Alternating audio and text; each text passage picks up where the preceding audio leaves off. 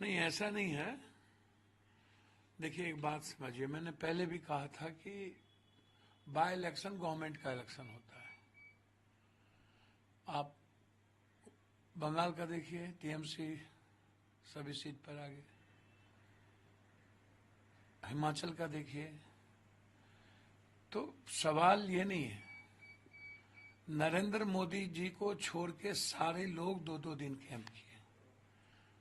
CM साहब गए, deputy CM 2-2 दिन रहे, मांझी गए, चिराग जी गए, ललन बाबू गए, संजय झा जी गए, सारे मिनिस्टर वहीं थे, घर घर गए सारे मिनिस्टर। तो आप उठा के देखिए ना भैया, एक बात आप समझिए, जो एनडीए का वोट खोर वोट है, एक भी वोट नहीं दिया जदयू को। बाबू साहब के एक भी वोट जदयू को नहीं पड़ी, टोटल वोट इंडिपेंडेंट को पड़ा सारे बूथों पर। तो आप अपना वोट तो ले नहीं पाए, एनडीए का कोर वोट कहां ले पाए? अत्यंत पिछड़ी जाति और पिछड़े के वोट से ये आगे हैं। आप अंदाजा कीजिए ना, बीमा जी और कल्याण मंडल एक ही स्वजातीय से आते हैं, तो गंगोता समाज के लोग बीमा देवी जी को कम दे करके कल्याण मंडल जी को दे दिया।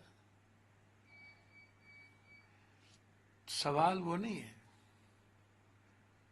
दूसरी बात,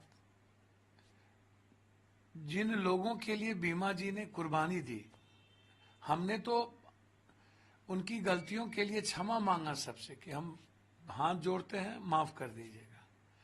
जिन लोगों के लिए कुर्बानी दी वो तो 1 घंटा गए, जो सरकार में थे पूरा विधानसभा वहीं रहे, और जिन लोगों को कुर्बानी जिन लोगों के लिए दी गई वो 1 घंटा गए। उसके बाद निर्दलीय को 30% माइनॉरिटीज का वोट मिल गया,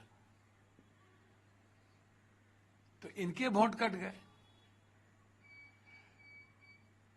तो परिवार गया, सबको की जिंदगी खत्म हो गई। जिनके लिए कहावत है जातो गमाए भातो न खाए, तो जिनके लिए इन्होंने सब कुछ कुर्बानी दी, रियल में बीमा जी ने कुर्बानी दी, वो जिस परिस्थिति में है रहेंगी, मैं साथ हूं, रहूंगा। मैं आपको वचन देता हूं कि ईमानदार प्रयास होगी मेरी। आने वाले समय में भी जो बाय इलेक्शन है, अभी भी जरूरत है एक होकर के चुनाव लड़ने की। रुपौली में ना तो ये माले वाले को भेजे, ना सीपीआई को भेजे, ना सीपीएम को भेजे, ना कांग्रेस को पूछे, किसी को पूछा ही नहीं। पप्पू यादव तो इनके लिए लगता है कि दूध बातर वाला माछ, अब भात बातर वाला कहानी नहीं है, दूध वाला वही है। इन्होंने तो पूछा ही नहीं, कहा ही नहीं हमें जाने के लिए, जरूरत ही महसूस नहीं की।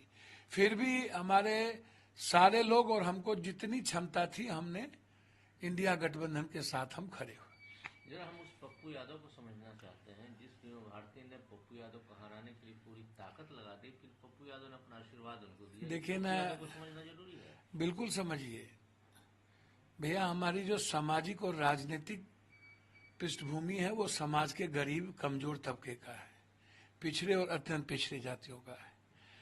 हम यदि उनके सम्मान, स्वाभिमान और अभिमान के साथ ही खड़े हमें रहेंगे। हम एक पप्पू यादव का व्यक्तिगत जीवन का कोई औचित्य नहीं है। मेरे लाइफ पर गरीबों का अधिकार है, मेरे परिवार से ज्यादा है, इसको पहले आप समझ लीजिए।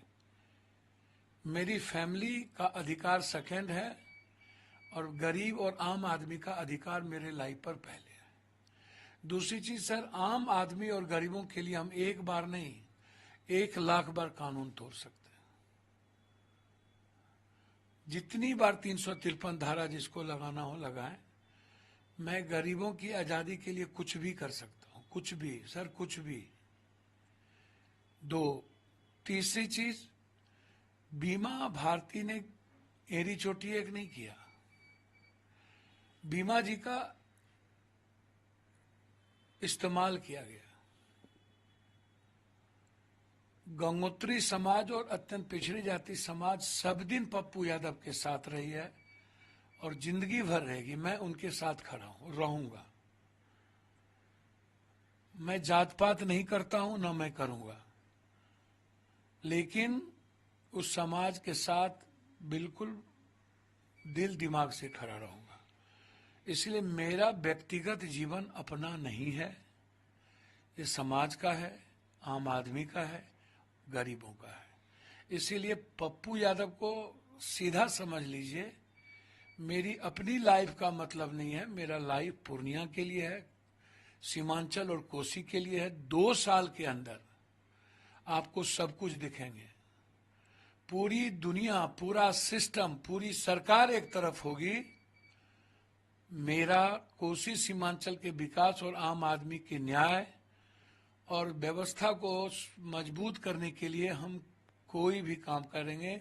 षड्यंत्र पर षड्यंत्र हो रही है, प्रशासनिक षड्यंत्र किया जा रहा है, मरवाने की साजिश हो रही है, फिर भी पप्पू यादव किसी चीज की परवाह नहीं करेगा। पप्पू यादव वर्सेस ऑल हो जाता है हर बार, चाहे वो बाढ़ का मामला हो, चाहे लॉ एंड ऑर्डर का हो। सर आप एक बात समझिए, पप्पू यादव से हर माफिया, अपराधी, दलाल, भ्रष्टाचारी, शासन, प्रशासन, नेता क्यों खौफ खाता है? क्या कारण है? हम ना किसी से मतलब रखते हैं, ना किसी के व्यक्तिगत जीवन से मतलब रखते हैं, ना किसी की आलोचना करते हैं, ना मैं करूंगा। तो फिर सबके एक होने का क्या मतलब? आप हमको बताइए ना। इसका मतलब है कि सभी लोग अपने पाप, कुकर्म और अपने बेईमानी को पप्पू यादव से ढकना चाहते हैं, बचना चाहते हैं। मैं 2 महीने के अंदर, इस 1 महीने के अंदर एक एक पर्दा में खोलूंगा लोकसभा के भीतर कि पूर्णिया में आदिवासी जमीन की लिखाई पुताई कैसे की गई, उसकी भी जांच जरूरत पड़ेगी सुप्रीम कोर्ट जाएंगे। गरीबों की जमीन में किस किस पदाधिकारी और बड़े माफियाओं का हाथ है, उसमें भी जाएंगे। उस इलाके में कितने पैसे का गमन हुआ है, उसमें भी जाएंगे। मैं चाहता हूं हर परिस्थिति में 40 सालों से जो लोग राजनीति में आए हैं, पदाधिकारी, कोसी सीमांचल में काम किए हैं, बाढ़ के इलाके में, उनके 40 साल 25 साल पहले की संपत्ति और 25 साल बाद की संपत्ति की जांच हो। शुरू पप्पू यादव से और पप्पू यादव के परिवार से हो, सीबीआई ईडी की जांच हो। इस बिहार के लगभग सर सबसे ज्यादा ड्रग्स, स्मैक्स, व्हाइटनर के शिकार हो चुके हैं 80% यूथ, और उसमें सबसे ज्यादा भूमिका नेता, माफिया, पदाधिकारी की है। सर हमसे औरतें आके कहती है बचा लो बेटा, और उसमें ये लोग ड्रग्स का काम पूरे बिहार में, हमारे इलाके में तो समझिए 90% यूथ ड्रग्स, स्मैक और व्हाइटनर के शिकार हो चुके हैं, कोरेक्स के शिकार हो चुके हैं, नेपाल और बंगाल के, बांग्लादेश के कारण।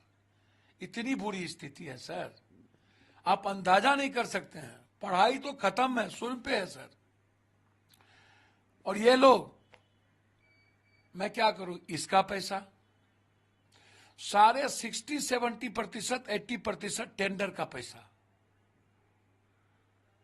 जितने टेंडर होते हैं सब इन माफियाओं, एक एक व्यक्ति को 10-10, 20-20 टेंडर। इसकी भी जांच उठाऊंगा हर कीमत पर। जमीन की रजिस्ट्री जो कलेक्टर के बगैर नहीं हो सकती है, वो रजिस्ट्री हुआ है। जो जो कलेक्टर रहे हैं पूर्णिया में, उस इलाके में, और जो जो पदाधिकारी, उसकी जांच, और उन नेताओं की जांच उठाऊंगा जो 20-25 सालों में एमएलए, एमपी, मंत्री, संतरी बने हैं, उनकी संपत्ति कितनी है। तीसरी, जो नेता अपने क्षेत्र में मां, बाप, भाई, बहन के नाम से कंपनी बना करके बेटा के नाम से टेंडर लिया है, ठेकेदारी किया है, वो क्यों लिया? अपने अपने क्षेत्र में जाके सर काम लेना, इसका मतलब है आप प्रभावित कर रहे हैं। तो ये क्या लाभ नहीं है, फायदा नहीं है। इसको लेके मैं हाई कोर्ट जा रहा हूं और ये मामला सदन में उठाऊंगा। कि इन लोगों की संपत्ति की जांच की जाए और किस किस नेताओं के बाप दादा नाना के बेटा के नाम से, माए के नाम से, और कितने सर 100 200 करोड़ का RWD और पूल निगम में इन लोगों का टेंडर है। और लगभग बिहार के नेताओं की यही स्थिति है। तो मैं तो जांच चाहता हूं सर, जांच जांच जांच। सीबीआई और ईडी से जांच, विजिलेंस से जांच चाहता हूं। संविधान हत्या दिवस बीजेपी। अब राजनीति सबको करने का राइट है, वो राजनीति करते हैं, करते रहने दीजिए। फिर किसकी सरकार आएगी तो दूसरी राजनीति होगी। सर उसमें हम क्या कर सकते हैं? विकास की बात तो कुछ होती नहीं है, रोजगार की बात होगी नहीं, नीट की बात होगी नहीं, एजुकेशन की बात होगी नहीं, महंगाई की बात होगी नहीं, किसानों की बात होगी नहीं, रोजगार की बात होगी नहीं, आयुष्मान की बात करेंगे नहीं, जनधन की बात करेंगे नहीं। सर एक भी रोजगार पर कभी चर्चा होती है? हमेशा हमेशा मुद्दों को ढकने के लिए एक नई बात, युवाओं की आवाज को डाइवर्ट करने के लिए एक नई बात, किसानों के मुद्दों को ढकने के लिए एक नई बात। जब कोई चीज नहीं बचता है तो कोई चीज निकालो।